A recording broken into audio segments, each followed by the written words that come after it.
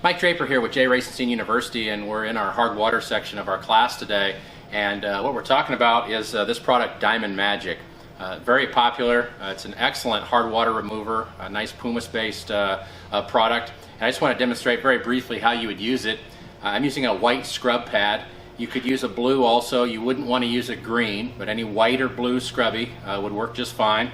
And what you do is just take and apply the amount that you would possibly need on a hard water stain on the glass, and we're just going to work that into that hard water stain. And I just like to work it into a circular motion. And you can kind of hear it. It's rough where the hard water is, and as that stain starts to break down, it starts to get smoother. So we just keep working it in until we're pretty satisfied that the stain is gone. And then what we would do is take our product, you can just standard window clean just like we normally would, mop and squeegee.